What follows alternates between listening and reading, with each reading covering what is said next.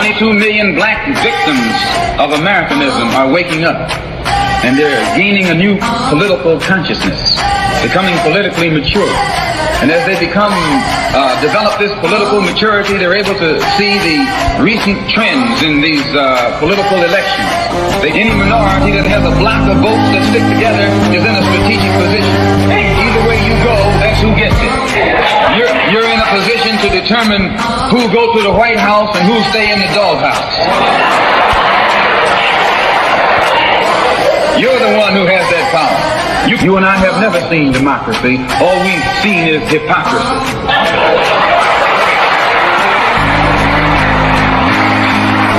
When we open our eyes today and look around America, we see America not through the eyes of someone who has enjoyed the fruits of Americanism.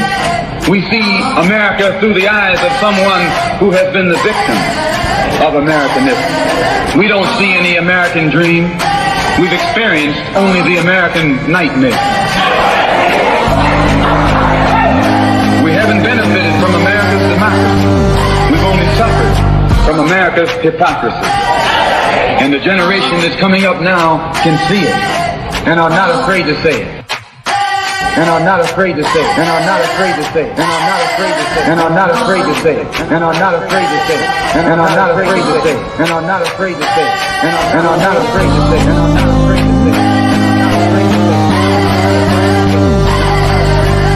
And are not afraid to say it. And I'm not afraid to say it. Welcome, welcome, welcome. You are tuned into Black Westchester Presents the People Before Politics radio show. I am your host, AJ Woodson. Happy Mother's Day to all. I was just sharing with our guests. I may be a little emotional today. Journal News has this thing. I never seen it before. They send an email, and I guess it's for Mother's Day, and then you can put your mother's name in and see if your mother was ever in the newspaper for anything. And of course, her obituary came up, and I was able to print out the page, and so I just did that. So I may have a missing my mommy moment during the show, so bear with me if I do. But for all of you out there, happy Mother's Day. That's it. So we got a good show for you. I have for the show my special guest co-host Lisa Maria Nero is back on the show. Welcome, welcome, welcome. Thank you. Yes. Thank you. It's so good to be back. Oops. Yeah. So usually, like we've always done with all our guest co-hosts, we did it with Tasha Diaz when she was running in Yonkers City Council. We did it with Andre Wallace when he was running for council the first time. We did it with several others that ended up running for office. While they're running for office in a primary, I don't let them host with me because I don't want to give them an unfair advantage over their opponent. But since you do not have a primary opponent anymore because she didn't make the ballot, it's not necessarily giving you an unfair advantage. So you're back on the show with me. So welcome back. Thank you. Good to be back. Thank you so much. Yes. Oh, and let me just say a few things, housekeeping. No, stop asking me. Black Westchester is not endorsing any candidates as far as I know this election period. So do not ask me anymore. If that change, I will let you know. We're not endorsing anybody, especially in races in Mount Vernon, Yonkers, and Greenberg.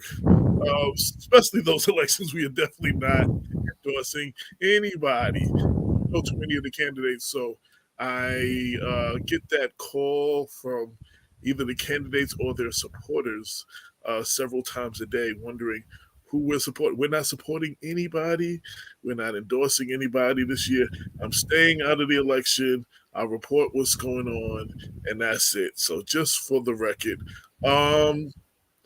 I just want to say a couple other things too before we get into the show. So I'm going through. I'm watching.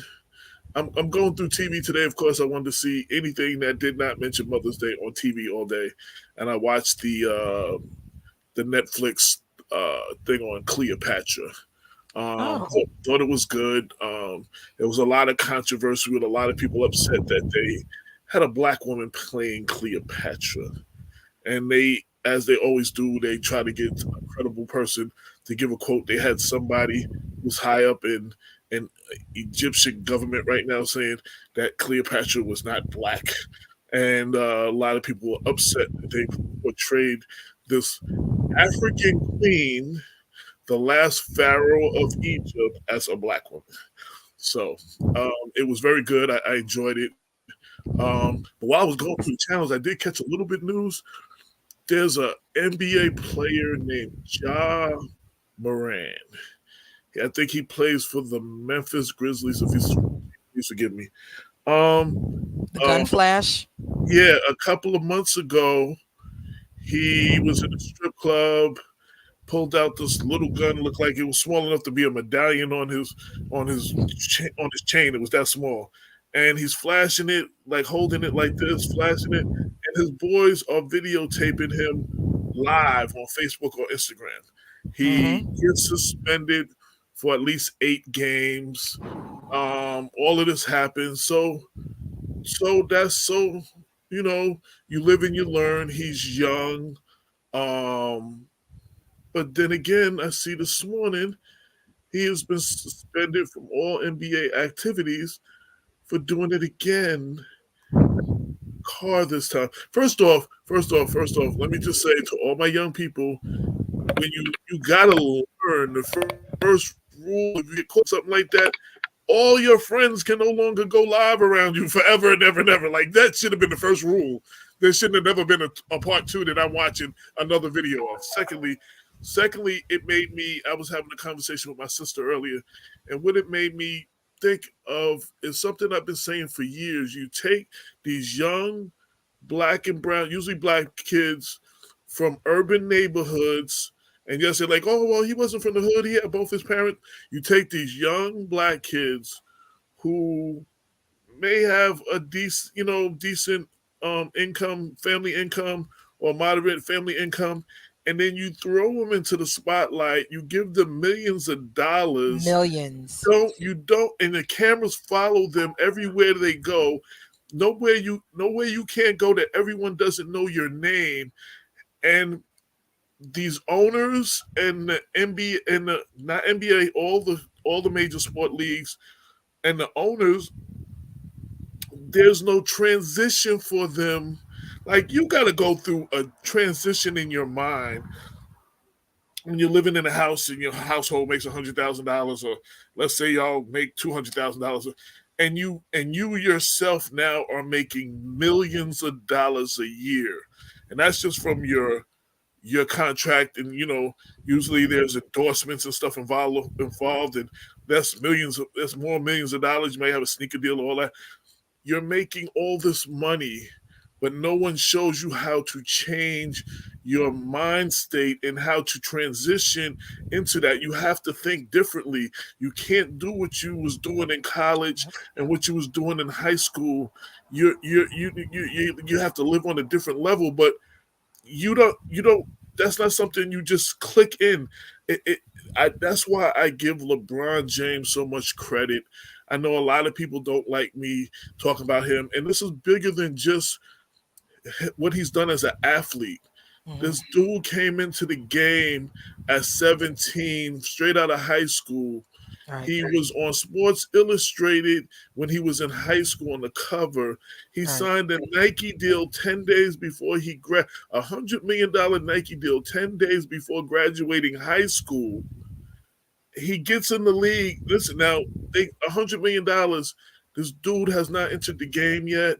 He hasn't passed the ball on a pro court yet. He hasn't been picked by any team. $100 million. He gets in the league, performs very well. Right. Whatever weaknesses, he works on it every year to get better and better. There hasn't been as of yet one scandal, one baby mama, a kid out of wedlock, no criminal activities, no Right. getting caught in a fight in a club. None of those things all our celebrities be getting involved in. And he's playing his 20th year in the league. Like, to be able, and came in with his group of friends. This was rare too, and not only left them be to hang around him, but empowered each one of them to be their own business owner and run things in their own right, and build a strong team around him, and only kept that team around him since day one. You know what I'm saying? Exactly. That's what makes him more like, I think we have to celebrate that. It's a shame we got to celebrate someone for not getting in trouble. But if he got in trouble all his life, that's all we would be talking about. That's So I right. think we do need to celebrate him. But these young kids, Yeah. like, I mean, not even in the major sport. Mike Tyson went from the hood. They put him in the upstate. They taught him everything he needed to know to to be the youngest champion. Everything he needed to know in the ring. No one taught him anything outside of the ring, and Right. that's where all his problems happen. Now he's the most famous person in the world. He's the undisputed, undefeated heavyweight champion. Right. There's nowhere he can't go where they don't know his name. He's worth millions of dollars, and if, and he don't know how to act because nobody's. There's been no. We take these young kids. They take these young kids. They put them in these situations. They make billions off of these young kids. When one of them, like John Moran, gets in trouble, I was just telling my sister, they said, you think the owners would care more because they would lose money. No, no. They'll find another young kid Yep. in any hood USA, and they'll Yep. give him an opportunity, and they use him up till he's not usable no more, and insert another kid in. The game goes on. They continue to make money. They know about that. Mike Vick was the face of the NFL. When white people put that much money into you, you can't tell me they didn't know his history and of dog fighting and stuff like that all his life. But when it became a problem, you know what I'm saying? That's When right. it came out, but this is something that is a culture he grew up in. He didn't know no, like, that was just regular. He just seen his uncles and older people doing it when he was little. Like, that's how he grew up. But these people knew that about him, Yep. and he was the face of the league, and then they threw him under the bus. And you got another black quarterback somewhere who's the hot dude. They use these kids. We have to, in our community. I was just about to say that, Can't, we AJ. can't Same thing. we Sa- can't rely on others to do for us what we need to be doing for ourselves. We need to start getting our young people, and we need to Prepared. educate them, preparing them. And when Yep. they're on this journey, we need to stop. I'm sorry if I offend anybody who's a parent and who has a kid. We need to stop pushing these kids to, oh, no, go into the league, go pro. Mama need a new house. I understand, there's certain financial situations that can help the situation, but we have to put these kids first, and we have to guide them. We have to get some Yep. professionals out there to guide them. You You know, you just and, hit it on the and head, AJ. Because think about it, we can also make the same comparison to millionaires. We can make the same comparison to those in the music industry. We can compare those same to. thing. Yep, same exact thing. There's no guidance. There's no platform that says, okay, these are the steps you should take. When you come into a whole lot of money, they don't know that the first person that you should be calling is an attorney, an accountant, you know, all these professionals that you just said need to be in place. And unfortunately, that's exactly why most of the media, the music industry, where those one hit wonders or these superstars are on tour, because they have to make the money, because they didn't make it in, they didn't keep their masters, they're not songwriters, they don't know the business. Same thing with millionaires. You go out there, next thing you know, every cousin possible is knowing your telephone number and where you live and knocking down your door, and next thing you're responsible for the entire neighborhood that you grew up in. So I definitely know what you're talking about. We definitely need to put the professionals in place, but you're right, there's no platform to do that. There is no Bible of coming into a whole lot of money. What do you do? So you're absolutely right. And other people, not black people, do this. They guide they guide their kids in these situations. Now on the music business, let me just that's personal for me too. Of So course, that's I why I was brought it up. I was a recording artist. Loved my parents, but nobody taught them to teach me about credit and stuff before when I was younger. So I didn't know what credit was until I ain't have it no more. So that's when I found out. I found out how important it was with the day somebody told me I ain't have it. That's when I realized how important it was. But we wanted to 1987. We just wanted to get. It was the early days of hip hop. We Yes. just wanted to get on the radio. We just wanted to be seen, do some shows, get the girls, all that. And no one, I didn't know the music business. So I'm in a long line of people that don't own my masters for my first album and my first song, which is my biggest song. And the label was crooked and they made crooked licensing deals with everybody else. So they're like a whole bunch of licensing deals for this single, the single appearance in at least 6 documentaries that's on Netflix right now. You know what I'm saying? It's just, Yep. I'm not being paid for that stuff. Teddy Riley has sampled it. Diddy has used a sample of our stuff. Other people have used like parts of our voice and stuff and hit records and stuff, and I don't see any of that. People have done remixes and releases of my stuff. So, we don't get taught. But beyond That's that, right. though, music, we don't no longer have artist development. Like, there was a thing like, they say Barry Gordy ripped off all his artists, but you know what thing he did do? Artist development.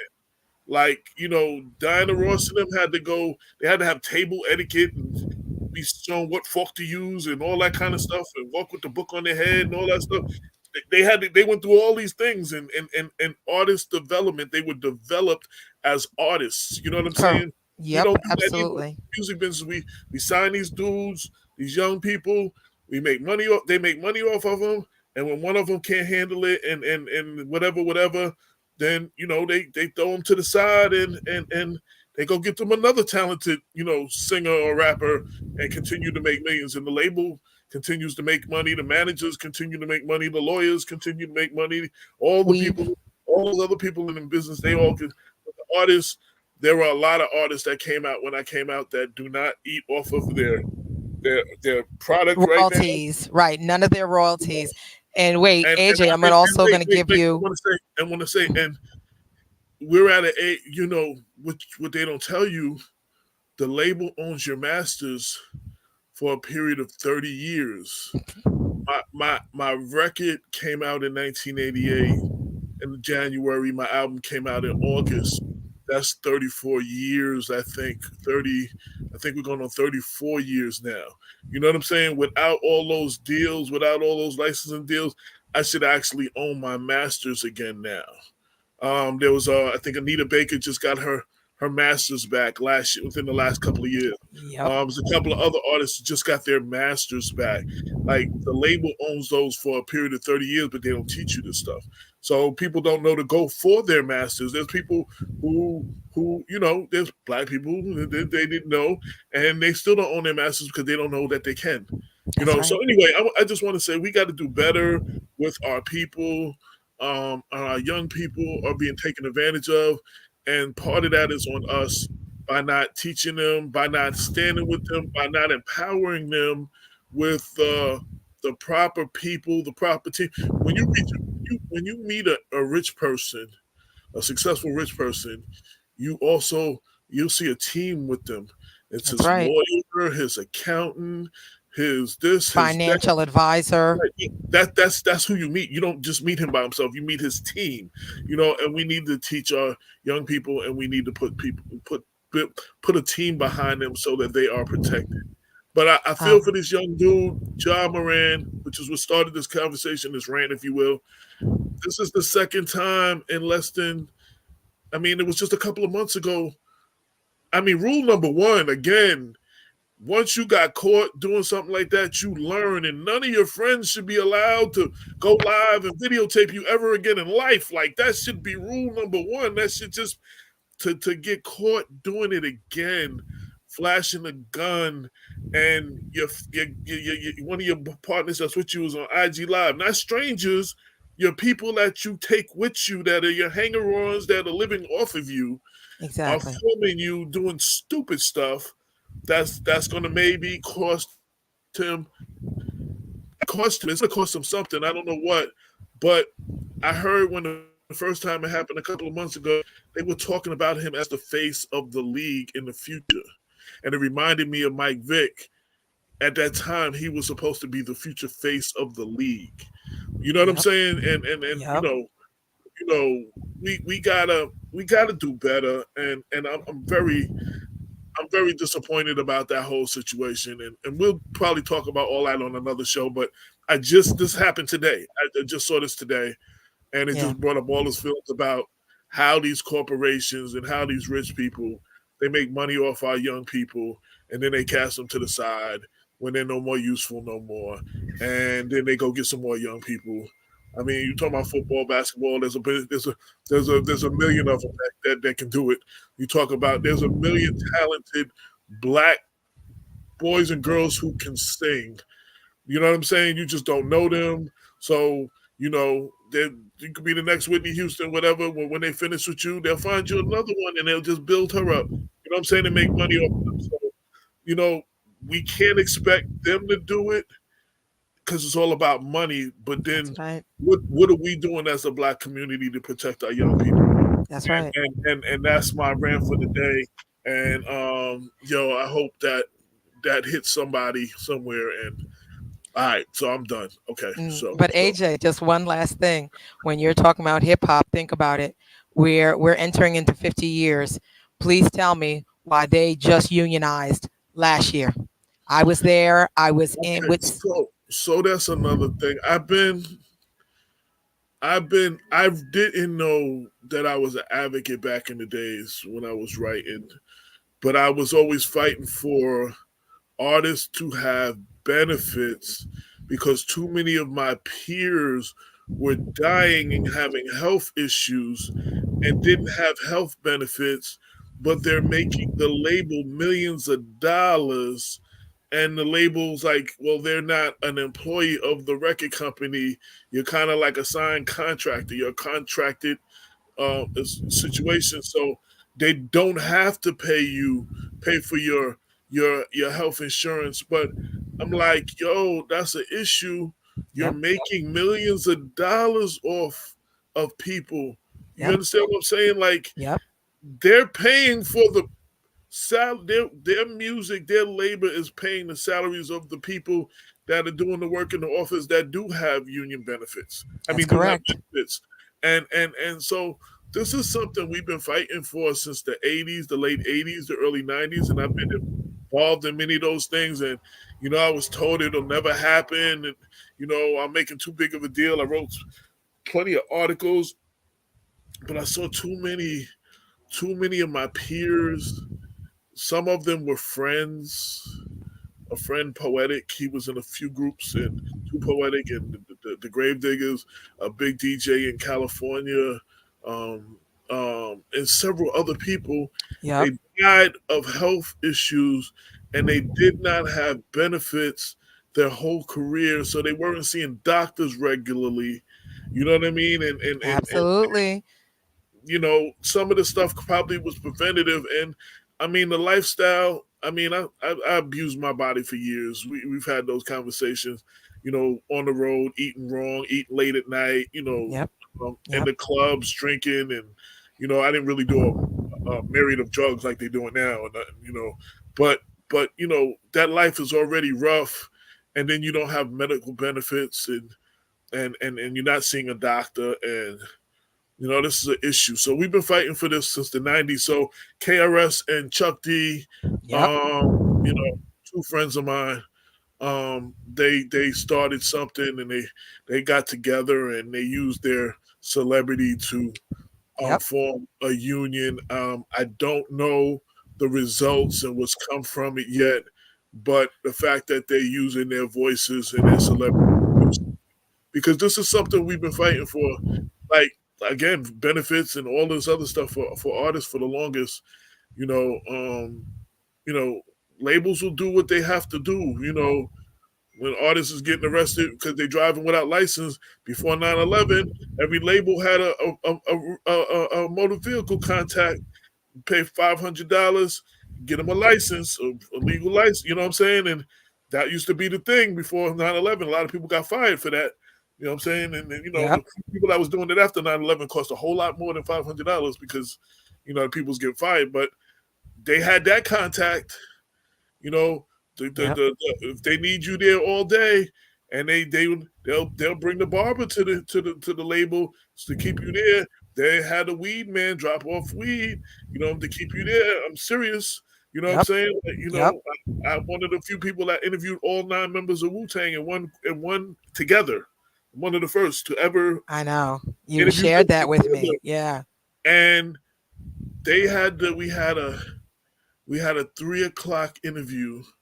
They had to be told it was 12, and they still showed up at 3:30, 4 o'clock.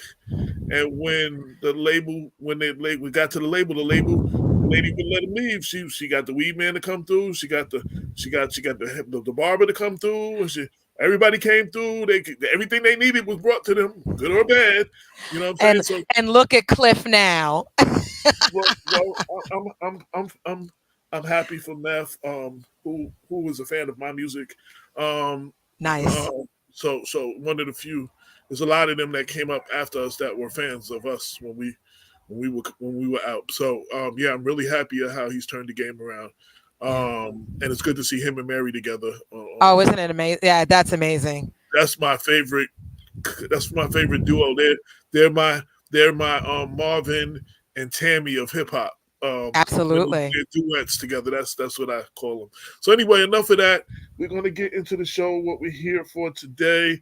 Um, we the Westchester Black Women's Political Caucus is having an event coming up. Lisa, I'll let you tell what the event is, and they're going to bring in the members and interview them. And I'm actually going to get off the screen for this part and let the ladies. It's Mother's Day. I'm gonna let all the women be on. Oh, that's so cool. Oh, that's great. I'm going to be running it from the background. I'm still here, and I'll be Okay. putting the stuff on the screen and all that other stuff. But I will get off the screen. So tell everybody what the event is, and then bring Sabomi in, the president, and let her introduce who she has brought with her. Absolutely. Of course. Okay. The Westchester Black Women's Political Caucus, one of the most prominent political caucuses in Westchester County, which I am a proud member of. I am the director for the White Plains Greenberg chapter. And I want to say that I just want to thank Shabomi McCauley. And before that, of course, Honorable Jules Williams Johnson. And before that, oh my gosh, I have to think about who went. It was even before Jewel, for just bringing our organization to the forefront. Um, uh, and of course, one of the founding members, Honorable Ruth Hassel Thompson, um, and a whole myriad of leaders, black, strong black female leaders.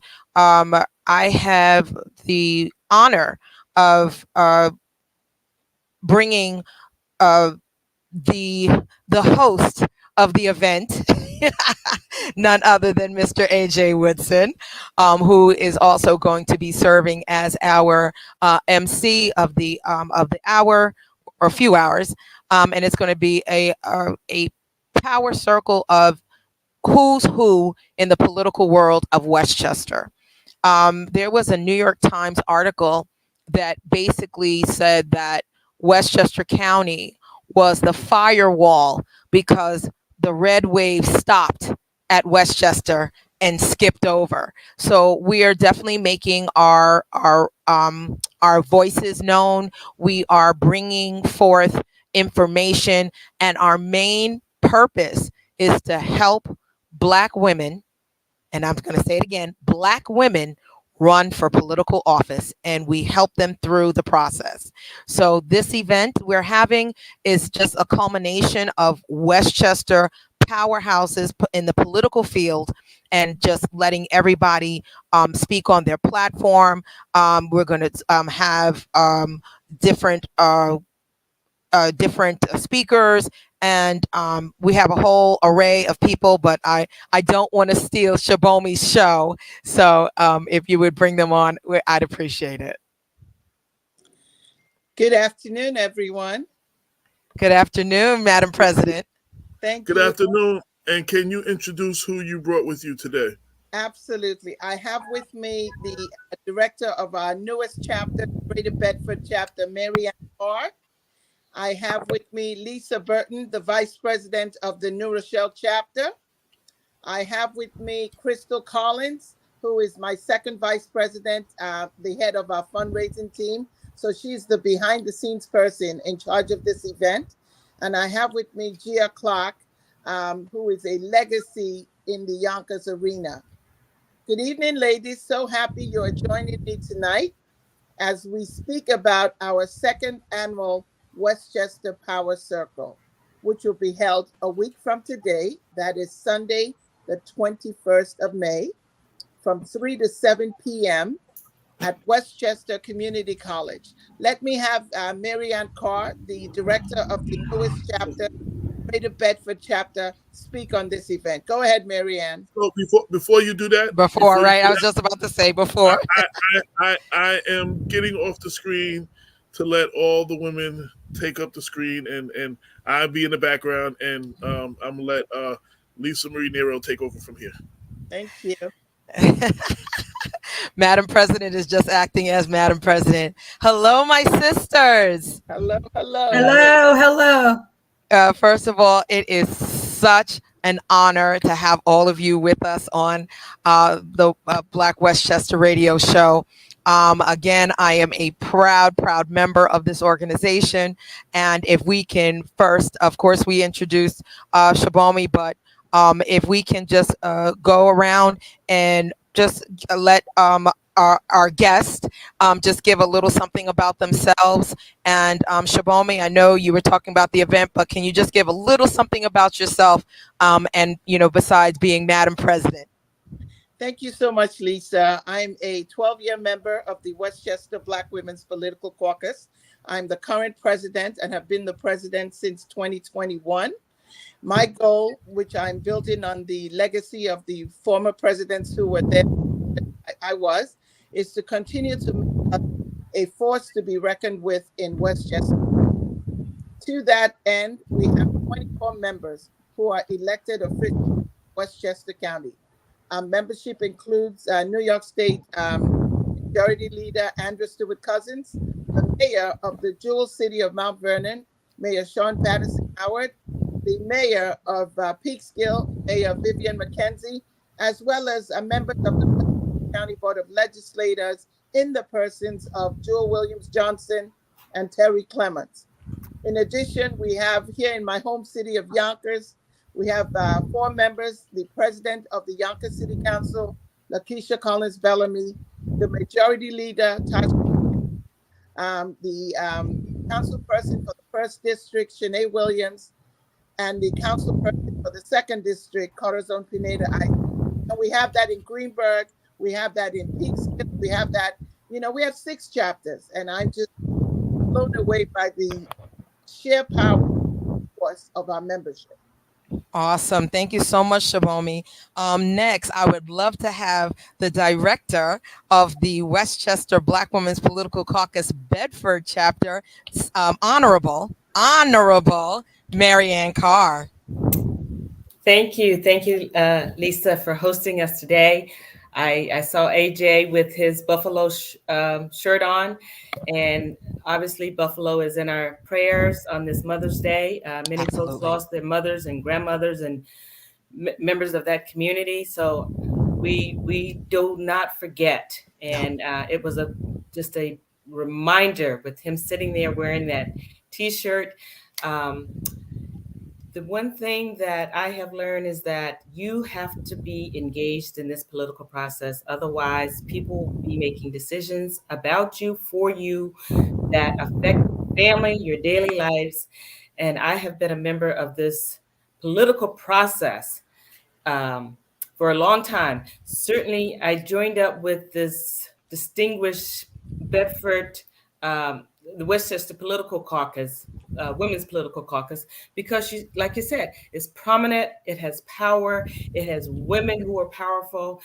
And as a Black woman who sees how we are just really sort of the backbone of carrying this nation forward, making sure that we create a more inclusive country and have diversity at the table. So this particular organization has been around for 47 years. I'm just proud and honored to be a part of it, connected to it. I did serve as, and I am serving as a district leader, have been serving as a district leader for many years. I was, elected council member here in Bedford, was the first Black person ever elected council, but I just didn't wear the title at first. That just wearing the title is not what I'm most proud of. I'm most proud of the work that we were able to do here, like get some sewers, get some affordable homes. And up to this point, I've also been the only supervisor to serve that's from the Black community or from any marginalized community within Westchester County. So I'm not going to say much more, but this particular organization is a multi-partisan, which is beautiful. We expect to have people from different party affiliations there because we want folks to come out and be able to see for themselves and hear for themselves. We're not looking for a autocrat's, leadership or hypocrisy leadership. People make promises because when they're campaigning, they make these promises. But when you get up close and personal and able to look them in the eyes, you can hold them accountable and you can see into where they actually stand on issues. So thank you, Lisa. I really appreciate the time. Of course. And Marianne, I just have to add to what you were saying when you just said that we're making them accountable. With us being multi-partisan, that's so important because we're so proud to have leadership in the room, but now we're in multiple rooms, so we're not just in one space. We're in multiple spaces, and we have multiple voices, and that's why we have such an impact. And I'm so proud. And again, and Marianne, if you could just remind us what leadership position you're in now, because I would never want to negate not bringing your leadership position. Well, I'm at the county level, the Westchester Democratic County Committee. I am the first vice chair, meaning I am the second person right under the chair of Suzanne Berger. Additionally, I am a district leader here in Bedford. I've been a district leader for a very long time. I also was the chair of the Bedford Democratic Committee. In addition to that, I am the director. I am the proud director of this newly formed chapter here in Bedford. And we are just honored that the chapter has expanded to include a chapter here in Bedford because we realized that there were some really untapped women here that wants to be engaged and involved.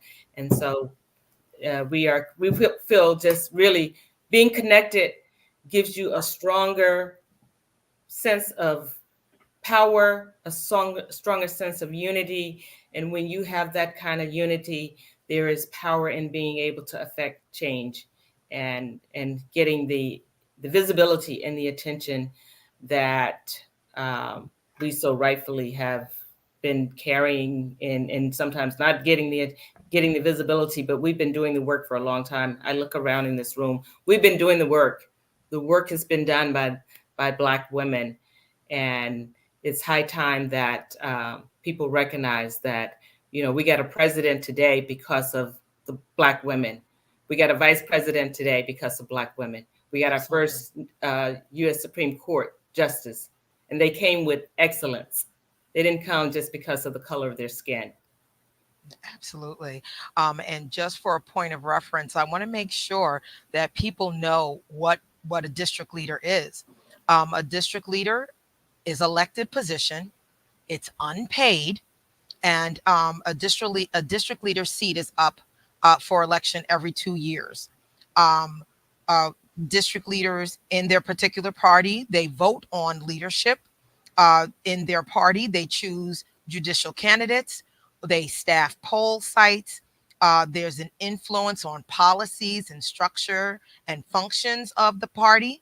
And of course, they participate as members of state parties and also national committee members. So that, again, I just wanted to make sure we gave a point of reference, because a lot of people do not know what a district leader is or what they do.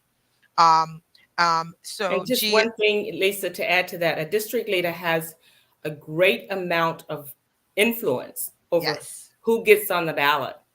That is critical, because of the district that they are representing. Correct. It just, the power that they carry in being a district leader, any one of us being a district leader, really contributes to who gets on the ballot. Exactly. Definitely one of the most important parts. But thank you so much, Marianne. Again, now we're going to bring it all the way to Miss Gia Clark. Gia, please share something about yourself and how long you've been with the organization.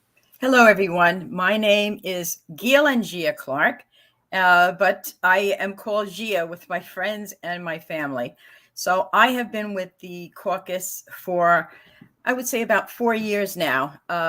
I'm just a regular resident of Westchester County, but I had an exceptional friend called Shibomi McCauley, and she was involved in politics, and especially wanting to get the women's voice out there and the Black women's voice out there. And based on that, she, as a friend, says, listen, how do you think things are going? Do you like how things are going? And I'm like, no. And she's like, well, listen, we got to get together and make change. And if everybody here who knows Shibomi, she will help you to get you to the right place that would work for you to get things done. So that's what she did. And I am truly blessed by that, because I wanted to make a change. I have nieces, and I don't have any children of my own, but I have nieces and nephews, and I want them to be the future of where we are right now and where we can be. And having this leadership and women in politics, our names were not known all that well or that much. And having a group together, I realized being together, being a whole, speaks a whole lot more to getting an agenda of inclusiveness in the hands of the people, which is where it should be to start with. So being on the table, knowing that our voice is being heard, this organization each year gets better and better and better. And how do we know? We elect more elected women officials of color in positions in our county.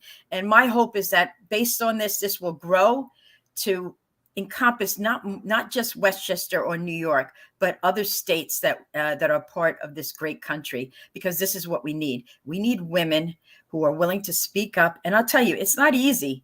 I'll tell you, juggling a full-time, if you have family, if you live wherever you might live, you're talking about taking care of your family, getting involved in your community, doing a lot of other things that you might be involved in, working, how's that? Having a company, having a job, it's a lot. But to be able to juggle it in, it is so worth it. That's why I love that we're having this event. I appreciate anybody that just says, let's get involved. What can I do? That's the question.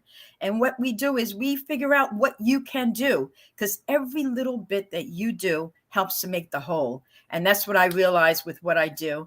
I've been in Westchester all my life. I'm a senior staff accountant for an insurance agency that's been here forever. I've been a district leader when I lived in Greenburgh for a bit, so I know what that's like also. And I wanted to make a change for my future generation of my nieces and nephews and my families and friends, because we need change. We need inclusiveness. We need women's voices to be heard. And I just love the fact that we're doing this. And that's all I can say.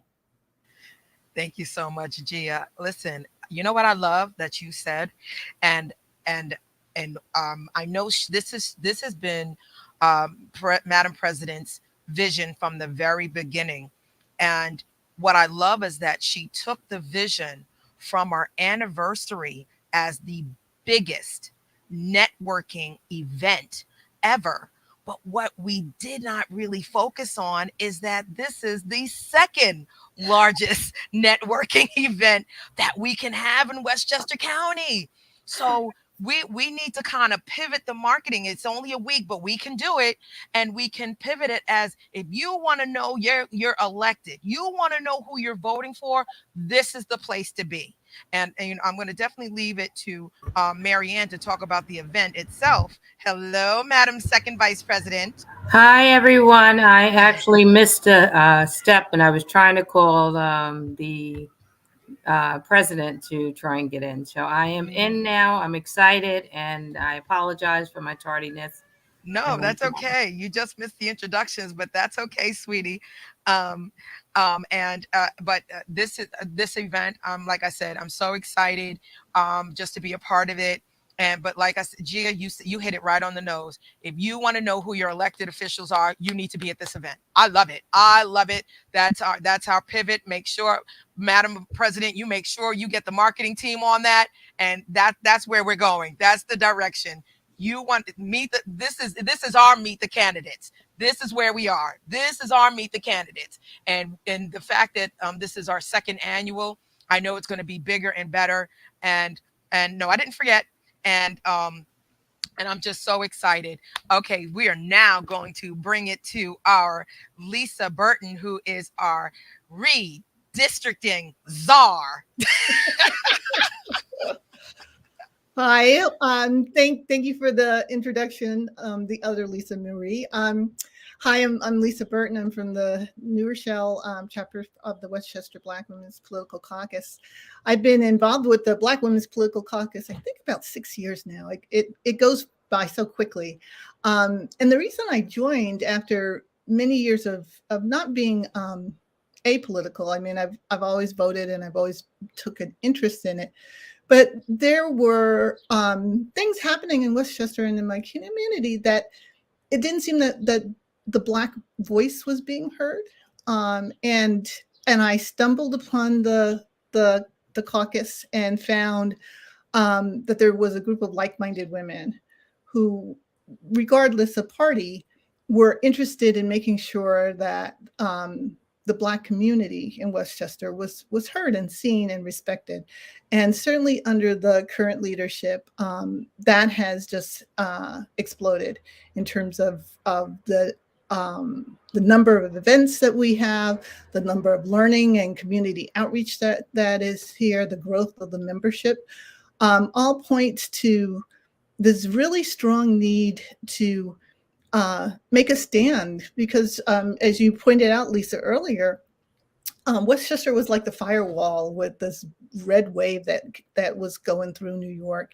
And part of it was the shenanigans of redistricting and having one person decide the map for 10 years, which is so undemocratic. But the other part of it is that we're organized here. We talk to each other. We have kind of a vision, because the truth about politics is that it never ends. You know, the election may end, the election cycle may end, but the push to be heard, to have a say, that is continuous, and you take your foot off the brake at your own peril. So this event coming up is just like another opportunity to see the candidates, speak to people one-on-one, hear what they have to say, look them in the eye, get their cards, get their staff information, so that when there's an issue or a problem, or you're not happy with the way in which they are performing their duty as an elected official, you can reach out and touch and talk to someone. So I'm so grateful that AJ has and Black Westchester has given us this platform, and I'm so proud to be a part of the caucus. Awesome. Lisa, thank you so much for that. I just wanted to touch on something because you definitely said something very, very important. You talked about, just like Marianne, you talked about accountability and accessibility.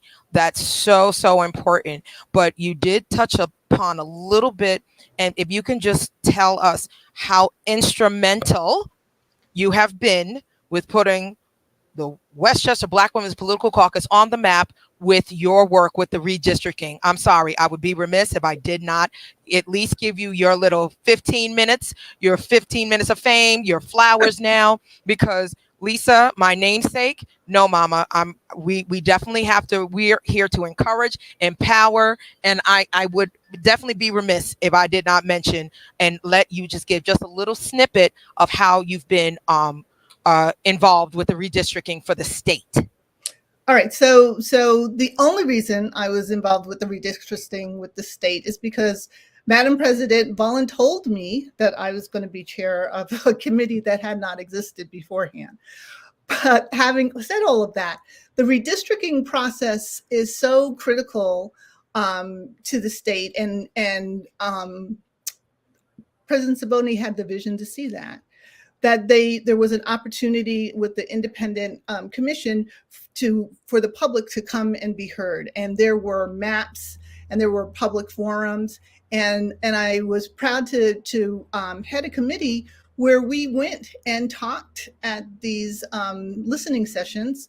We prepared statements on behalf of the caucus, but we also did outreach with our local NAACPs, with our local in our local communities, to let people know that this was happening, that it was important that we have a voice in terms of how the district, because some of the maps were they were crazy. We were going to be put in, parts of New Rochelle was going to be put in with Nassau County. The range of the congressional district 16 was going to start at the very end of the Bronx and go all up to Putnam.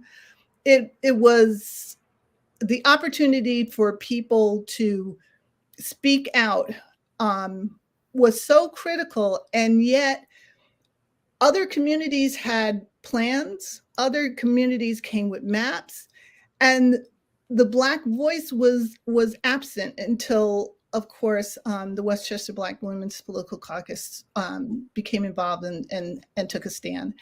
And so when we talk about life-changing events, certainly the census is one of them, and the fact that New York lost the congressional seat for the want of less than 100 people being counted is a problem, and we need to be mindful of that.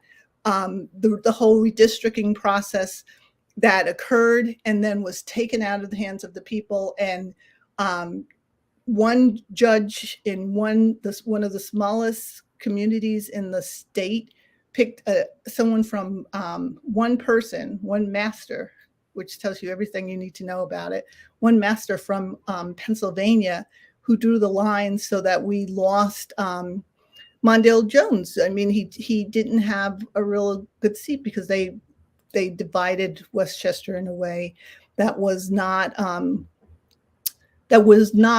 in favor of having two Black people representing the county as it had been before the redistricting. So the work that the redistricting committee did was basically to look at the maps, to try and understand what was going on, to reach out to experts in the field, to see what the city was doing and what the coalition maps that they were drawing up, how they did it, and what that really meant for us.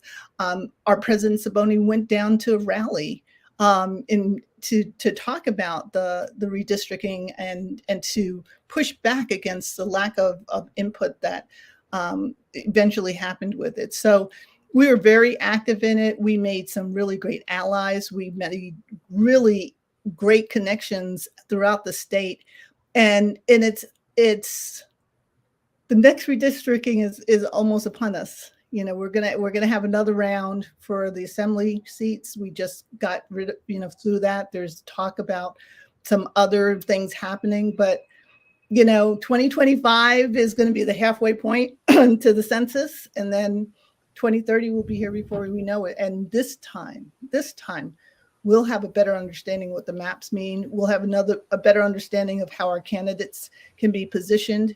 And it's all because of the vision of our President Saboni in terms of reaching out about the redistricting. So that's my short version. No, but let me tell you something. I don't think people understand how important that one decision on redistricting and how it affected the whole scheme of things.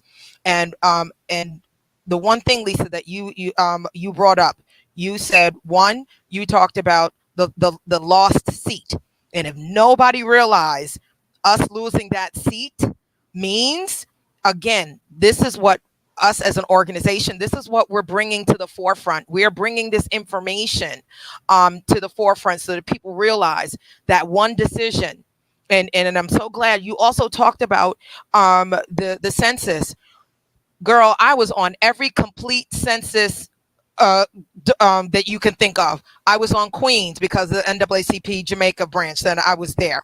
I was on Westchester counties. I was on Town of Greenbergs. I was on CBTU, Coalition of Black Trade Unionists. I was on everybody's complete count.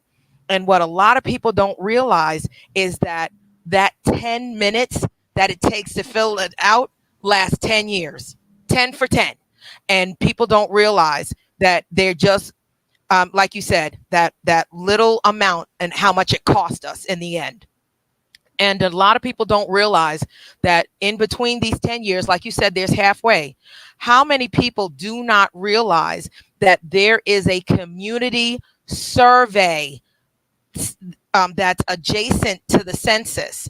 Now, they'll come knocking on your doors if you don't fill out the census. But guess what? If you don't fill out that community survey that is based on everybody's budget and what in terms of what they get for funding, do you know that you can be fined? I don't know if there's jail time, but there's definitely $1,000 fine if you don't fill out that community survey. And if you want to know how I know, I've almost found out the hard way. He kept knocking on my door. He kept calling, texting me. And I was like, okay, this is becoming harassment but I did not realize that American Community Survey, which is given in between the census, is what a lot of people have to realize that it has to be filled out. So again, lots of good stuff. Thank you, Lisa, so much for your contribution. And I'm always going to refer back to my girl, Madam President, because she led the charge. She led the charge, and I will always give credit where credit is due. And round of applause for Madam President, because again, just what she's doing for us and bringing us to the forefront. She's letting us have a voice, and all of this. And guess what? Black women, hear me well. Black women, we are a Black women's organization. There's no, how there's Black Westchester, we are Black women. And that, which brings me to, of course, our second vice president, Madam Crystal Collins. Can you please share with us your how long you've been with the organization, what you do, and what you bring to our organization, because everybody holds such powerful roles. I just want to make sure that you have your voice and you get to tell the listeners exactly what you do. Well, good evening, all. My name is Crystal Collins, as she said. I am the countywide second vice president, and I'm also the second vice president for the city of Mount Vernon, which I started. So I actually volunteered for a very long time. So to give you the exact year that I started or I joined, I couldn't quite give you that. I would actually have to call up the president. But I was there as a volunteer for a very long time, annually assisting them in my other endeavors as far as being on different boards, advocating for the city of Mount Vernon, for the school systems, for different organizations. And that's what led me to Black Women's Political Caucus, similar to how Lisa Burton had mentioned. I felt that there was a lack of Black voices being heard in Westchester County. And when I found Black Women's Political Caucus, I was just elated. And it took a while for the city of Mount Vernon to allow me to join. So it is a process. And I appreciate the fact that they saw my loyalty. They saw my commitment to the Black community and the Black voices, and especially our women and our children. And as the second vice president, I am Sabami's, our Madam President's right hand. When she is unavailable to assist in any places, I am there to take charge. Financially, we are an organization, so we definitely need to fundraise, and we need the money and the push, as Lisa Burton had mentioned, the things that we are involved in, and that talking about the census and explaining the need for us to be at the table at all times. And those things take money. So that is a big part of what I am assisting my dear Madam President with as well. I'm excited about this power circle, and I will render the floor back to you, Lisa. Thank you. Thank you so much, ladies. Again, I'm so glad that everyone had a chance to just really discuss, what the organization, what we're bringing to the table. Because again, I'm so glad that we have a voice in Westchester. And again, all thanks go to Shabomi and Madam President, and just what she's brought to the table. And of course, we thank our founders, and we thank her predecessors, who kept the organization going for this amount of time. So again, without our founders, which I know we're segueing into the power circle, but I also just wanted to just touch upon, and Shabomi, you can delegate who you want to talk about with the founders event. And even though it's internal, at least if there's anybody who's interested, they'd like to come and hear. And this would be a wonderful event for people if they were interested. This is a wonderful, get to know the caucus event, where it's like, let's see what these women are talking about. And then, we can invite them into the caucus. Shabomi, did you want to talk about it, or you want to delegate it? I think you're on mute, sweetheart. I'll say a little bit about it, and then I'll pass it along to Lisa Burton. So we have an annual membership meeting date of June 17th, which is being hosted by the Greenburgh White Plains chapter. And we are so blessed to have two founding members still with us. And that will be in the person of Judge Dolores Bradwhite of Greenburgh Town Court, and the Honorable Senator Ruth Hassel Thompson. There are two founding members who will moderate that program. It's June 17th, and it's being hosted by the Greenburgh White Plains chapter at Theodore D. Young Community Center in Greenburgh. We are so blessed at the Westchester Black Women's Political Caucus because our sole aim is to uplift Black women into political office. We now have 6 chapters, which is Yonkers chapter, Mount Vernon chapter, New Rochelle chapter, Greenburgh White Plains chapter, Greater Peekskill, Greater Bedford, and we are on the verge of opening up a 7th chapter. So we are growing in numbers. Our membership is close to 300 right now. So we have tripled membership since I became president. So that is just a testament to the determination and the team, because I can't do anything alone. So the team we have built in the caucus. So we're just excited, but we are laser focused right now on the Westchester Power Circle event, which will be next Sunday, the 21st of May at Westchester Community College. And I'm so grateful to Crystal, who is my right hand. She's our fundraising chair. and she represents me well everywhere she goes. So, Crystal, I thank you. I'm so grateful to my best friend of 30 years, Gia Clark, for listening to everything I say and supporting me in every way she can. I'm so grateful to Lisa Burton, and I like your word, Lisa, voluntold, but you are a star. When it comes to redistricting in New York State, you are a rock star. So I'm grateful to you that you have just cornered the market and the niche on redistricting in New York State. And Marianne Carr, Marianne and I sat down yesterday to a pre-Mother's Day breakfast. So thank you for hosting us yesterday, Marianne. But Marianne Carr is a powerhouse. She had the vision, not me. She had the vision to open up the Greater Bedford chapter. And I'm so grateful to you, Marianne, for making sure that that vision came into existence. So thank you, Marianne. And I'm going to hand it over to Marianne now. Marianne Carr? Thank you. Yes. Thank you, Madam President. Yes, it really was it was just seeing the women, the power of this organization was what really drove me to say that we needed to tap into many more women that were totally just could contribute and also benefit from this organization. So I really want to thank the organization for just really allowing us to, to really become a part of this organization and opening up a new chapter, because we are under your direction and your guidance.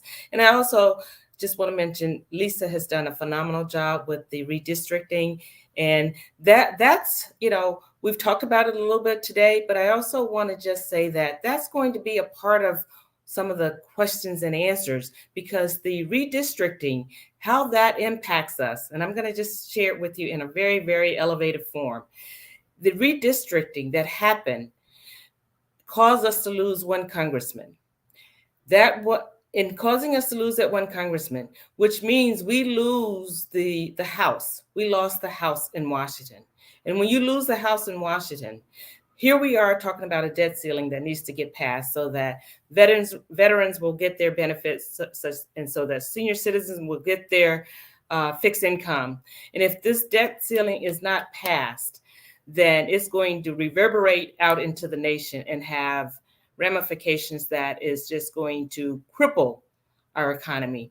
So the redistricting, that's just some small steps in what actually happens when they redistrict areas and we lose our base of candidates that have been carrying this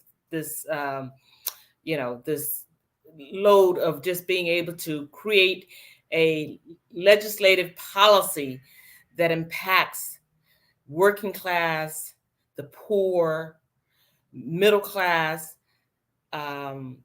being able to see the issues like the utility bills that are just skyrocketing. These are some of the questions and answers that we need to bring with us, because it's just not the things that are just impacting your household. These are things that are impacting people on fixed income, our seniors, our marginalized communities, affordable housing. I'd like to know, the budget was finally passed. It took some extensions before it got passed, but they reformed the bail reform. We want to know what those details were. We'd like to know also, in addition to that, we have a crisis at the border. So our federal elected officials, what are they doing to ensure that there is some type of humane treatment done with the folks that they encounter, that are at our borders, that are being bused into Westchester County? These are issues that are going to affect us, because these people are showing up. When I say these people, really these families, these destitute families are showing up in our communities, and we expect some type of humane and compassionate treatment toward them. And we understand that our borders need to be protected, but at the same time, we are a nation built on immigrants. And so there are a myriad of issues that we have questions about for elected officials. And we are looking for, and this is all inclusive. Yes, this is a Black Women's Political Caucus led event, but this event is for everyone, every person that's living in Westchester County that has a stake in knowing how the policies impact you, and not just knowing, also not knowing how they impact you. That's the whole purpose of this, is being able to understand how is policy impacting your life on a day-to-day basis. And there are the small things. We talk about, the affordable housing. I know that, the governor did not get what she exactly wanted, but we want to know, what did our legislative body, what did they compromise on? What did they negotiate on?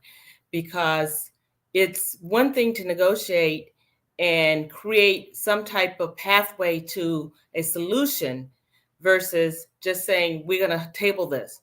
Well, tabling it just has, create the crisis. The crisis just grows and grows. It's, it becomes a snowball effect. We do have a housing crisis here. We do have sewer problems. I know Mount Vernon has sewer problems. In addition to climate justice, environmental justice. I mean, how many of our neighborhoods get climate justice and environmental justice policies that impact them? The sewers is an environmental and health justice that was in Mount Vernon. I know that we got sewers here in Bedford, and I was led the charge, and they were implemented. The first phase was implemented under my supervision. But guess what? We have other communities that are, really have a desperate need for sewers that have not been replaced or upgraded since the beginning of time.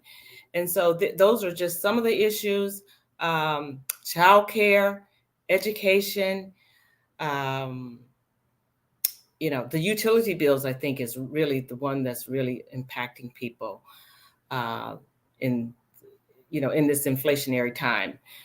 In addition to that, I look around, we see that, the taxes and things like that are, skyrocketing. We want to know that what you're taking from us in tax dollars, how are you reinvesting that into the community? And are you making sure that the marginalized communities are not being left out? You collect from all of us. And so we expect to get our fair share of services that you render. So that's just a part of it. I just want everyone to know that we are reaching out to every single person in this in the Westchester County. It is a community-wide. We make up the power circle. I said this is a people's-led power circle. So while we will have elected officials there and candidates there and judicial candidates, we all make up this power circle, and you are invited to come and take part and have your questions answered. And there may be, I remember Lisa asking our congressman, our current congressman, Mike Lawler, about the insurance premiums and how insurance companies develop premiums. And that was something that affects all of us, that, insurance premiums are developed based on your credit rating and of the community, not just from one person. So, but thank you, Lisa. Thank you so much. Minister Carr, because you just got through preaching. Okay, sis, let's get that license right there, minister. And this is what we do. Notice I said we. Yes, this is what we do in the Westchester Black Women's Political Caucus. And all of these answers, we're looking for solutions. We're looking for answers. And it's just everything that you brought up, Marianne. I'm telling you, I'm going to kill you, because you hit it right on the head when you said the immigrants coming in. And I know AJ is going to want to hop in on this, but think about it, and think about you said it, marginalized. So now we're going to talk about, I'm going to take it all the way back to you. I'm going to take it back. How about we're going to talk about how the Haitians were treated once they came here. Let's talk about their deportation. Then let's talk about the Afghans hanging off the planes to get here. So, does anybody know that Schenectady was completely rebuilt for their population? Anybody aware of that little tidbit of information? No, no. Okay, rebuilt.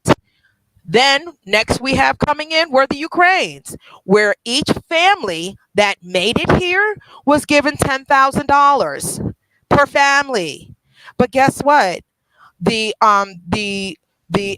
Afghans didn't like that because they were like, well, wait a minute, why are you treating us better than them?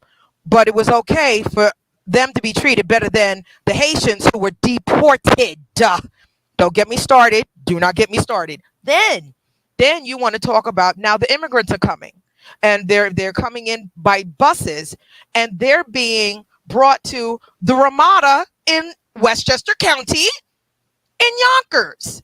So when you want to talk about marginalized and you want to talk about, this is what we need to address. Why do these different classes, races of people get different treatment? Girl, don't get me started. Can you tell I'm happy to be back on? Yes, Lisa, let me just say this. Of course. This is why we are grateful to you. You are not only a candidate for the office of town clerk in Greenburgh, but you are our legal researcher for the countywide caucus. I have relied on you, and you're a former parliamentarian. So kudos to you. You are definitely working hard for your PhD. I can see you're an excellent researcher, and we are just grateful to everything that you are doing for the caucus. Of course, but like I said, Madam President, it's okay. They all call me your muscle. It's fine. I wear it what's up like a badge of honor. but again, this is our sisterhood. And we want more people because we want. Listen, you guys know I am workers' comp queen. I've spent 17 years educating unions on their rights and their benefits. And what the Westchester Black Women's Political Caucus is the same. We bring information and we make sure that issues are addressed. And like I said, that's why I love this organization. I know, Madam President, you tried to kick me out. It's okay, though. We love you anyway. Let me tell you something. There is nobody sadder than when I had to step down as parliamentarian. Oh my God, you don't understand. Woo, Lord. Okay, but I'm so grateful to all of you. I know we are way past. I know we were supposed to have like 4,000 commercials, but AJ is letting the women rule the airwaves today. And AJ, you've been such a gracious host. When we are definitely looking forward to you coming in our power circle and you bringing it all together. Your expertise in politics, your expertise in journalism, and I'm even going to give a plug to your book. Hello, focusing, yay! Focusing on Westchester Black women. And let me tell you something. It was amazing how you put this compilation of strong Black women like your mom. God bless her. And I know you're having your moment off camera, but she's watching down on you. She's your guardian angel. And don't you ever think that she's not with you. She is always with you. Yes, hallelujah. But it's just that his, yes. Yes, we are taking over. But we want to just say kudos to you. We know you've been doing your book tour. I had the honor and the privilege of interviewing you on your radio show on VOX and making sure that you sell out your book, because our Black community is so used to oral history. We have it now documented. documented are strong Black women of Westchester County. You can't get no better. And just the fact that you did this in honor of your mom, AJ, we are forever grateful, because guess what? And you can get the book on Amazon. You could no, thank you. You can get the book on Amazon. You can get it direct from the Black Westchester website. You can get it directly from his website. AJ, can you put all of those in there? Because again, your book, it's almost just like your book culminates our event. Really, seriously. And you have the first of everything that you can think of. Everybody. And I'm not going to share that with anybody, because they need to buy the book to find out who I'm talking about. and I want to say that at least two of these wonderful women in my square box are featured in as first. And again, I just have to applaud all of my sisters in the caucus, and just how many contributions they have made to the political process. When I had the honor of hosting the 45th anniversary, remember, I called them Icons Living, and then I started trying to sing. But they're icons living, and again, it's just an amazing feat that you did, and all kudos to you.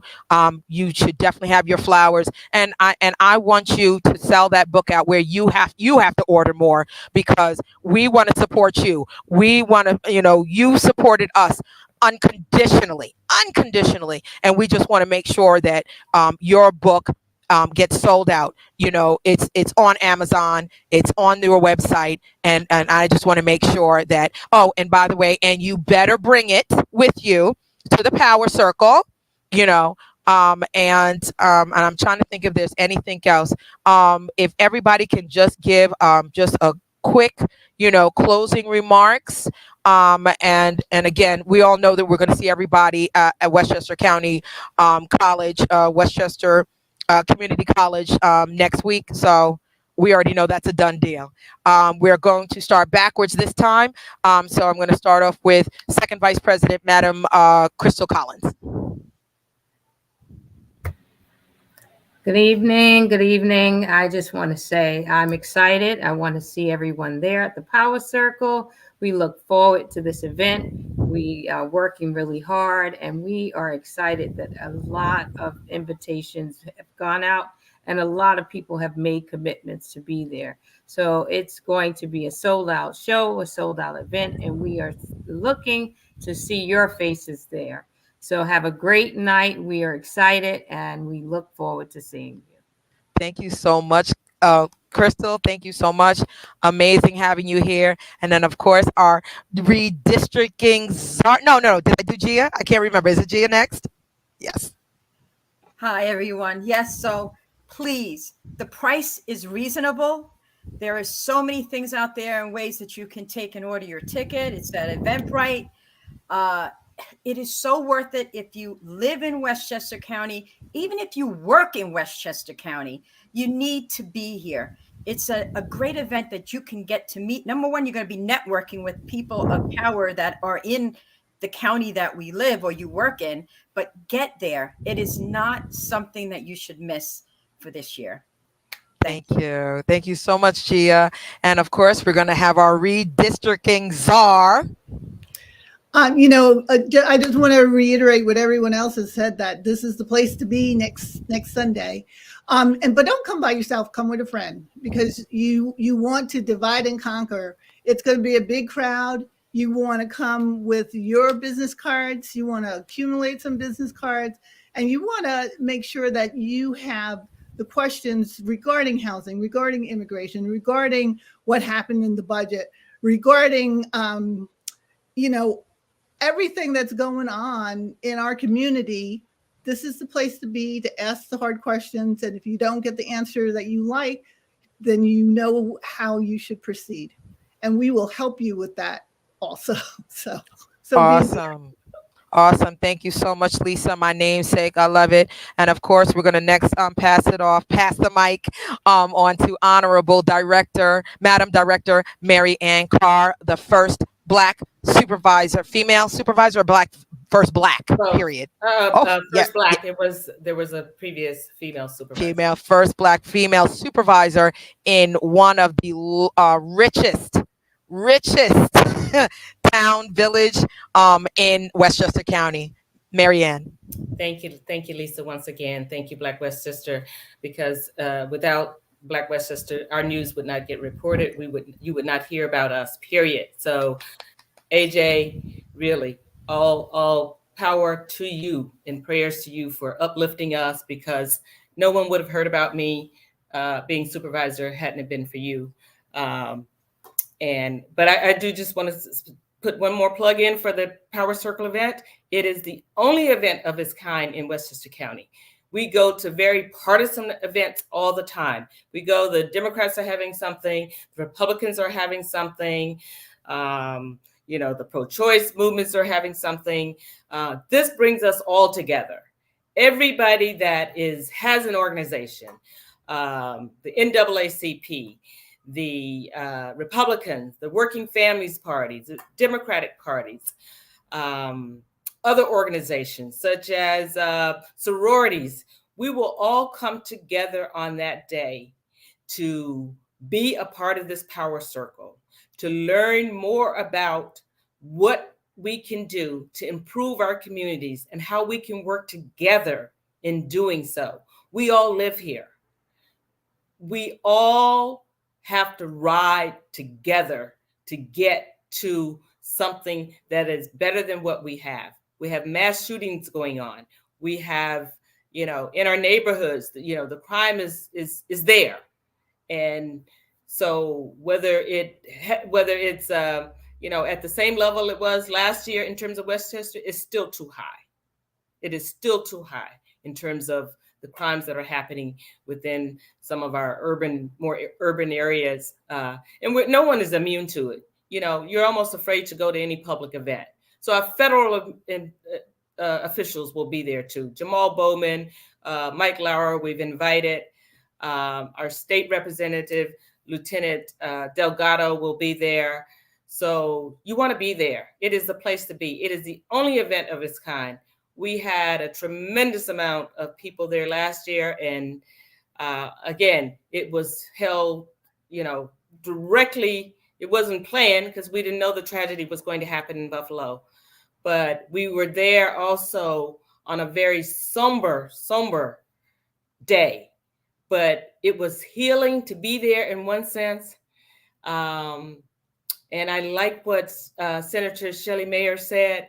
You have to call it what it is. It was racism in its purest form that happened in Buffalo, New York. For someone to travel that distance, to go to that community, to shoot up those innocent people. So I just want you to be there, because you get up close and personal with these people. We see them on television. We see their information that they send out in the mail, their mailers and things like that. But when you get up close and personal, there's a big difference. There's a big difference in your understanding and being able to see how they are, pivoting versus a campaign slogan, a campaign speech, versus what's in their hearts, where their values are. So anyway, it is one of a kind. You want to be there. We have people coming. We already have a number of people who have already bought tickets. It is a nominal cost. You do get lunch with it. It's just going to be an exciting event. Don't miss it. Lovely. Thank you so much, Mary Ann. And before I pass it off to Shabomi, Mary Ann, thank you very much just for reminding that our elected officers, not our politicians, hear me well, our elected officials raced down from Buffalo to make sure that they came to our event. So we're talking Andrea. We're talking, I don't mean disrespect. I'm talking Sister Andrea, and also DeNapoli, Mayor, Shelley Mayer. And we also had public advocate Jemani Williams there. We had a representative from Mayor Adams' office there. Ingrid came and brought greetings, so, and we, of course, we had News 12, and we had news coverage, and we had newspaper coverage, and of course, Black Westchester was there. But And Al again, Sharpton had a representative from the National Action yes, Network. So national, right, and again, they thought it not robbery, right, Minister Carr, right? They thought it not robbery to come and support, our event. And of course, now I'm going to pass the mic to our fearless leader, none other than Madam President Shabobi Macaulay. Thank you, Lisa. Thank you, AJ. We love you. Our relationship is going stronger with Black Westchester and the fabulous man, AJ Woodson and Damon Jones, for always supporting us. And we always support you. And we are just happy. I'm going to leave you with these 4 sentences. Westchester Power Circle, Sunday, 21st of May, 3 to 7 p.m. at Westchester Community College. Don't miss it. You want to be there. I'll be there. So come on down. Wonderful. Thank you so much. I know AJ is going to come in any second. I just want to thank you, ladies. I love you guys so much. Again, thank you for embracing me. It is not, it wasn't easy being parliamentarian, the strong arm, the muscle of the crew. But I do love the fact that, you guys really personify the organization, and how we need more Black women to really come and help our voice really transcend amongst Westchester, because we're so grateful. Again, like I said, we're in the room. We're in the room. They're listening to us. They're hearing what we have to say. They're asking us to join their organization. They're asking us, and President Macaulay always says my favorite line from Chase: relationships are everything. We partner with everyone who has Black women's interest in mind. Hear me well. And it's just like people like, oh, well, you don't work with, yes, we do. But you don't work with, yes, we do. Absolutely. And it's just like sister said, we don't do the divide and conquer. We're stronger together. I haven't been the union liaison all these years through different organizations and different labor unions for no reason. It's about relationships. Everything that I've done, it's always about, they can talk about, it's not what you know, but who you know. And when it comes to the Westchester Black Women's Political Caucus, listen, the power, and I'll never forget, our organization was the first and the largest in-person fundraising event after COVID. Do you know how major that was to have 463 people in one room after COVID, and nobody caught it afterwards? But yet, Black Caucus up in February. Don't get me started. Listen, I was testing every day. But again, this is what we're talking about. And half the time we want to put Black women in a positive light, and that's what this organization is doing. That's what we're doing. Everything. If you can't tell me that you did not come off this live stream and did not learn something, I don't care what it was, you learned something, whether it was about redistricting, whether it was about being a first Black supervisor, whether it's about being the labor relations specialist in CSEA, Madam President, whether it's being an activist and community activist like Gia, and of course, Krista, with all the work that you're doing at the county.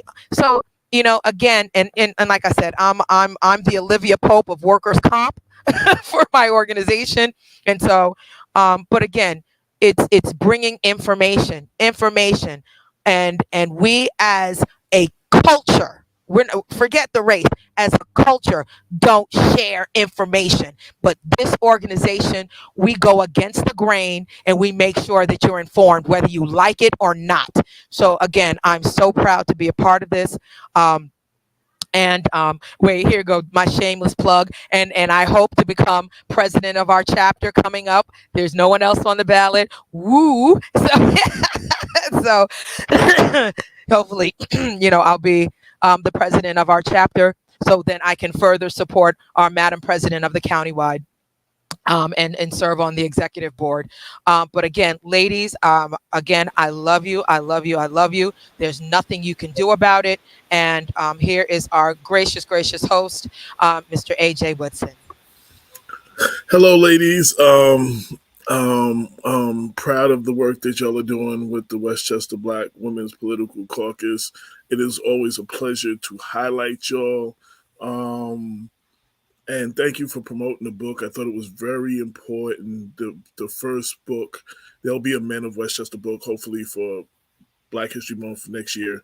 But I thought it was important to highlight the women first, because there was a lack of, in my research, anything of its kind. And as anybody heard me speak at any of the author talks, when I went back in time past the 70s, the 60s, it became harder and harder to find the achievement of African American women in Westchester. It was easy to find the achievement of men. So it made me dig harder through 150 sources to compile this book. Of course, it is not the full list of every Black woman who's ever done anything in Westchester, because it would have been over 2,000 pages.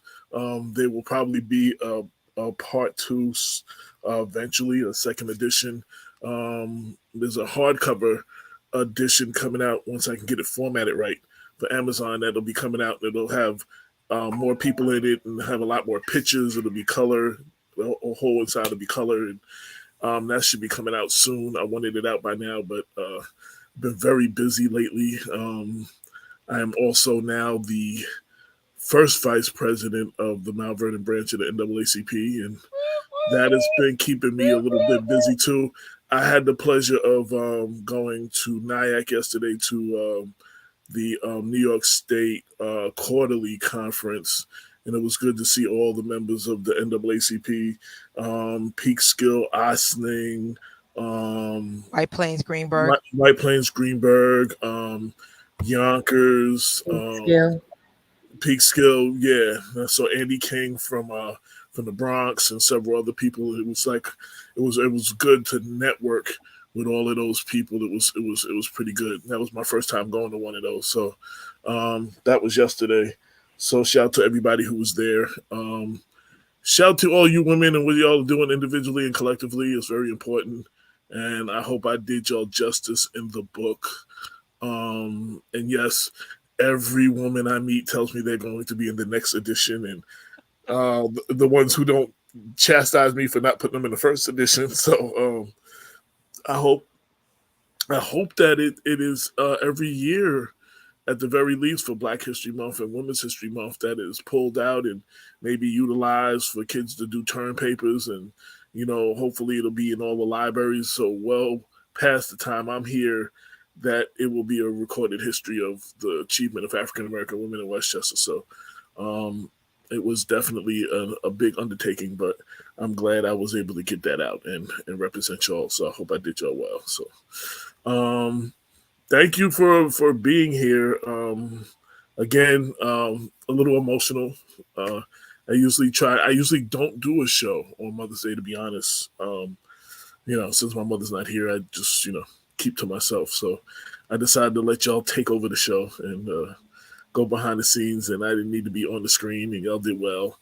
And that's it. I'll see y'all, what is it, next week?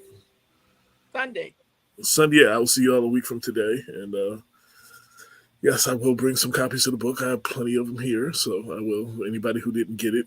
You were asking, yes, you can get it on Amazon along with my first book, Black Westchester, The Origin Story. Also, if you want an autograph copy, you can get it directly from me.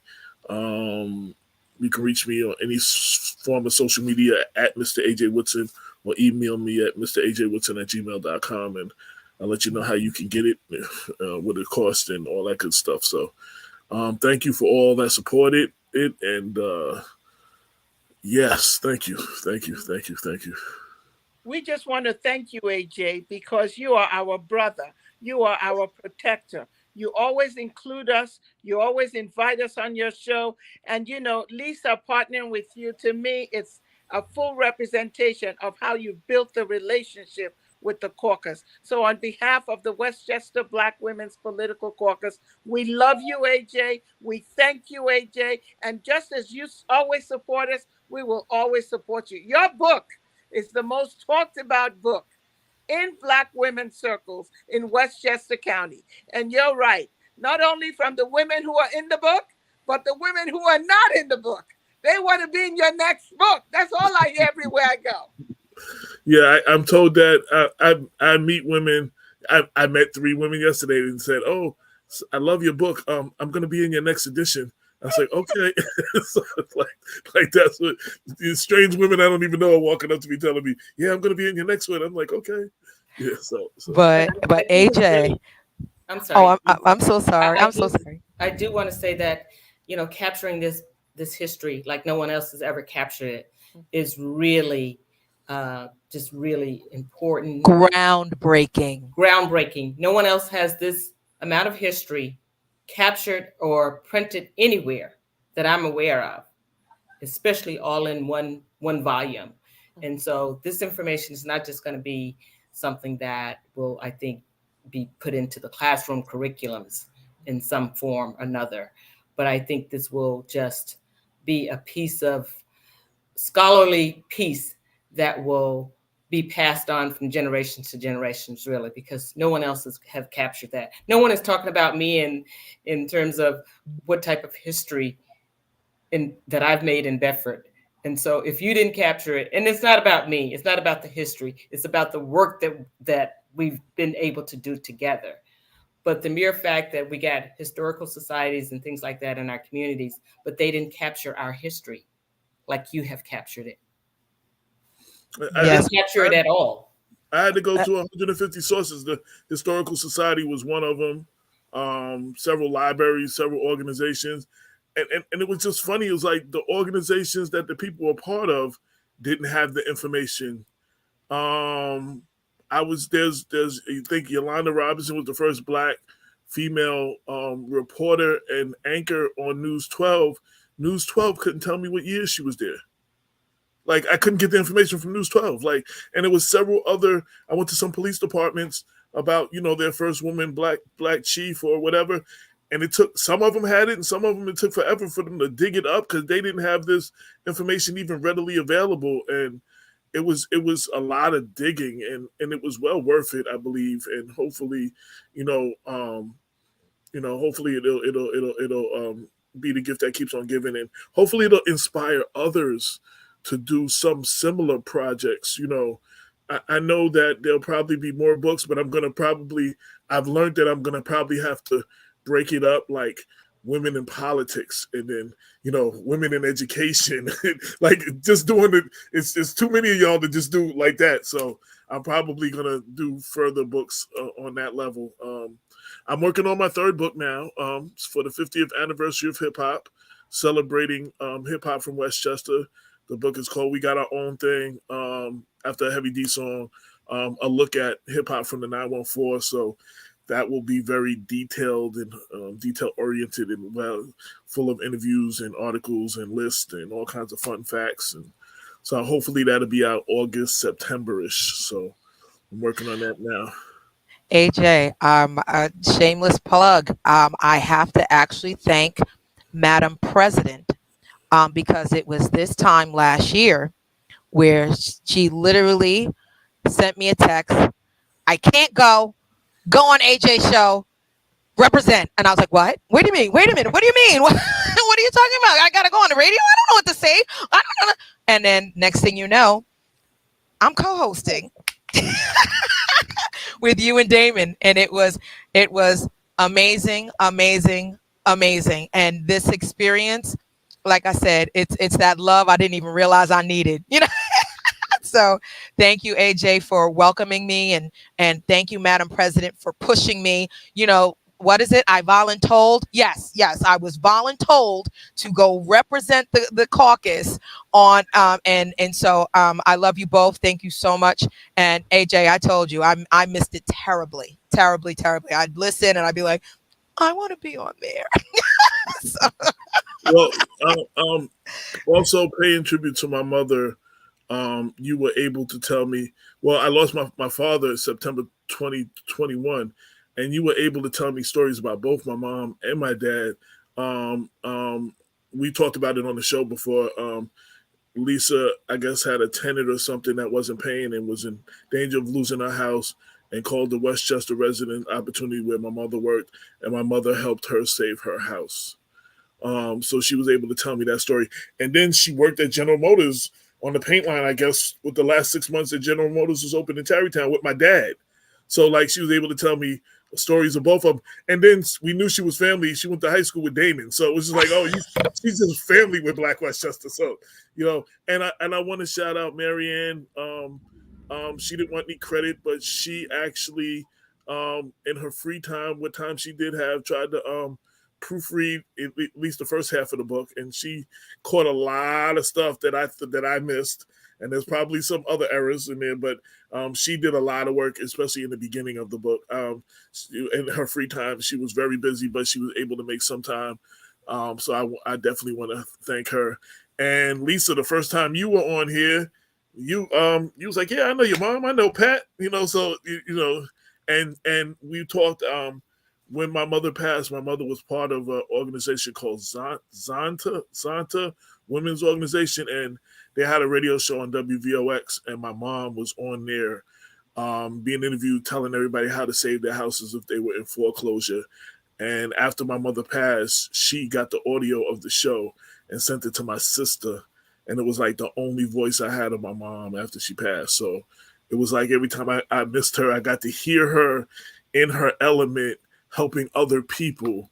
And I shared it a couple of years ago on the website, for people that might still be, dealing with foreclosures and stuff. So, her voice can still help people. But so a lot of y'all, had interactions with so I just wanted to share that. And as we celebrate women, and happy Mother's Day to everyone, so that's it. I'm not going to say too much more before I get a little choked up. Yeah, so thank you all for coming. Just one more time, say the event, the date, time, place, everything. Anybody, whoever wants to. Westchester Power Circle, Sunday, May 21st, Westchester Community College, the Gateway Center, from 3 o'clock to 4 o'clock. Be there, 3 to 7. or you miss 3 to out. 7. Yes. I'm sorry, 3 to 7. 3 p.m. Yes. Yeah, 3 p.m. to 7. My apologies. Yes.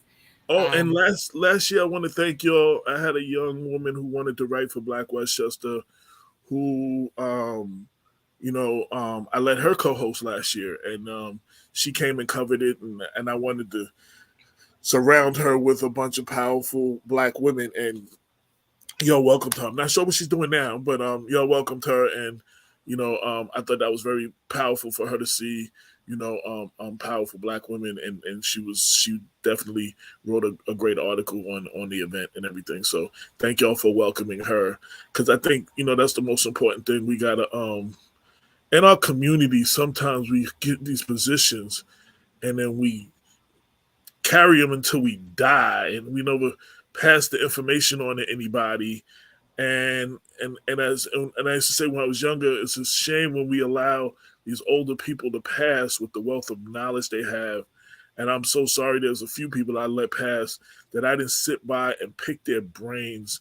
And, they pass and then we're starting all over again. So I think it's very important that we share this information. Like, I'm 57. I'm not going to be on the front line chasing people down for stories and stuff for so many more years. It's like we gotta empower our youth, because we keep saying stuff like they're our future and stuff like that, but we don't empower them, and we have to use our voice to empower them. and hopefully, the work we're doing is making it a better place for them. When they're coming up. So, and that's another point, AJ, is that this is open to college students. There's a reason we went to Westchester Community College is because we know that college students, young people, are really the people who are driving change and who are got these wonderful movements going on. Look at the two Justins down in Tennessee. So we invite college students. We also invite high school students, especially those that are juniors and seniors in high school. And I had someone call me to say, hey, I'm buying 4 tickets. I'm going to donate 3 tickets. So let me know what other students that you want to give a ticket to. So think about contributing, because it's not just for ourselves. It's for young people to come in.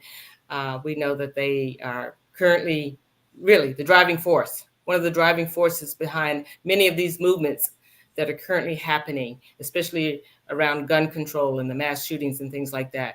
So we invite everyone within the sound of our voice, since and not within the sound of our voice, to come out, be a part of this program. You have the power. You individually have the power. Your vote has power. Exactly. AJ, you said something so important when you say that we lost some really important leaders, and then and I thank God that in particular, one person who I didn't even realize that I was under her tutelage was none other than Dr. Olivia J. Hooker. She was one of the past president of the White Plains Greenberg NAACP. She was one of the last survivors of Tulsa, and that she was the first Black woman in the Coast Guard. Yes. And again, that, and of course featured, thank God, in your book. But again, I was under her tutelage and did not even know her greatness when I was under her. So I'm so grateful that I was able to, get whatever I could from her, because she was an amazing professor, forget teacher, just an amazing professor, amazing person, and just the knowledge that she held, it was insane. And I'm just happy that I was able to. So when you said, people who let pass, she was one of them. And so I totally relate to that. And of course, my mom, who's not with us, and, talk about just inspiring. And people are like, Lisa, you're such a go-getter, you're that person that just keeps going. And my mom, as you may or may not know, um, born and raised in Liverpool, England. So I always tell everybody I might be American born, but I'm English bred.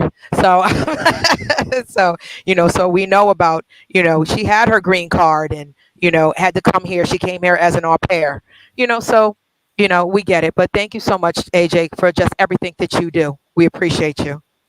And, hopefully it makes my mom proud. A lot of what I do and a lot of who I am and a lot of what y'all see when I'm advocating for stuff is I felt like I came back home in 2014, when she found out she had stage 4 cancer.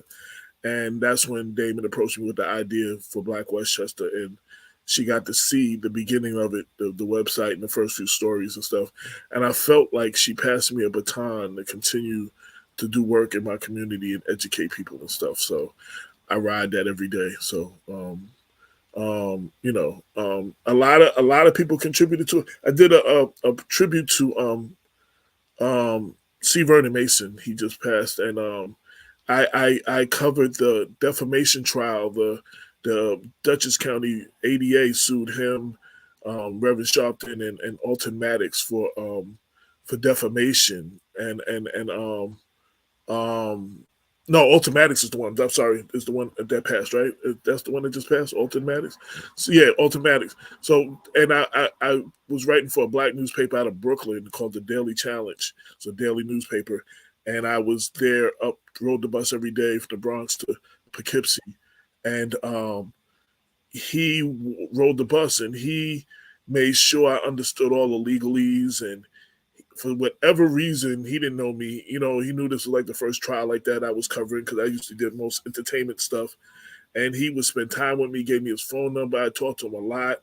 And what I didn't know, he was actually grooming a future activist. Like, that was his plan. And you know what I'm saying? He poured a lot into me, and I'm so glad I got to.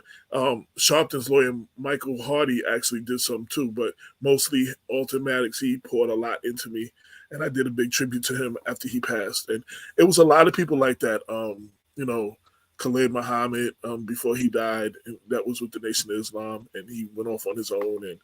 And Dr. Leonard Jeffries, and all these people that I had the great opportunity to cross their paths, and for whatever reason saw something in me, and I wasn't trying to do none of this. I wasn't about none of this, but they saw something in me then in the 90s and stuff, and they would pour stuff in me, and I act like I wasn't really trying to hear all that, but I remember everything they told me, and that kind of is the fire that burns still. It's all of them that burns. Hopefully, you know, we keep doing what we're doing. So thank you. Enough of all of that. Thank you all for coming through. We lost somebody. Oh, we lost Lisa. And there she goes. Yes. So any last words before we go? In the last 2 minutes, Lisa? Again, I am so grateful for everything that was actually discussed on this show. AJ, thank you so much for the opportunity. Again, I give, you know, whatever knowledge that I have learned, and anything. It's just we consider everything a teachable moment. And you know, what is it? great Biggie. If you don't know, now you know. Now you know.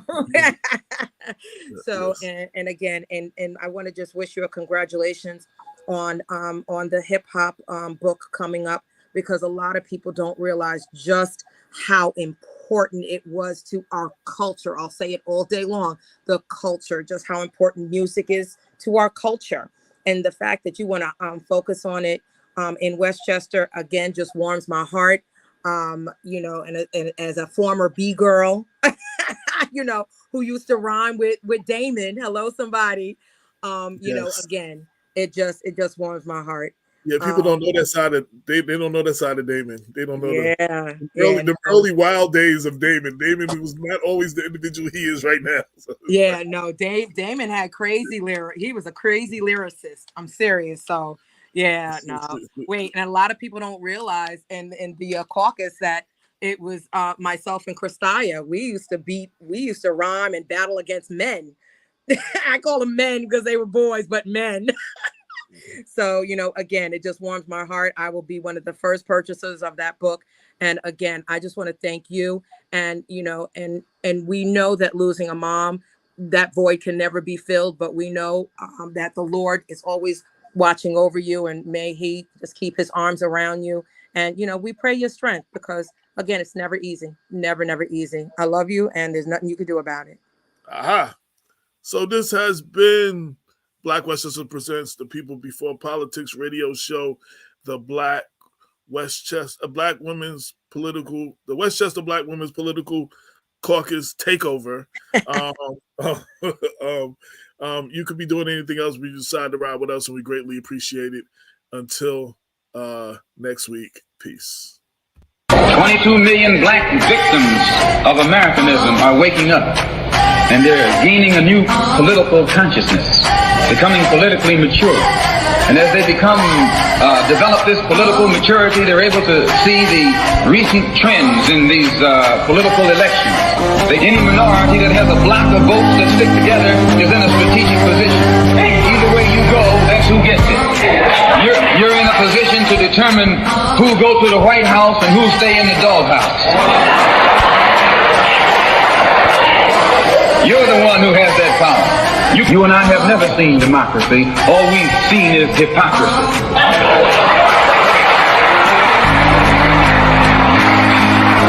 When we open our eyes today and look around America, we see America not through the eyes of someone who has enjoyed the fruits of Americanism.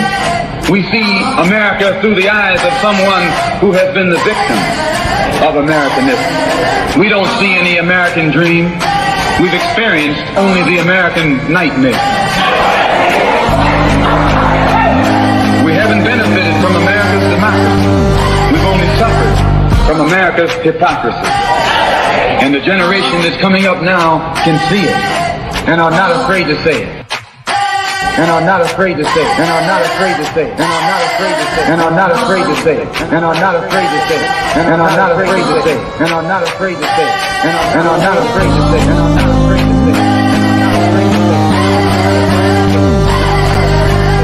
And are not afraid to say it.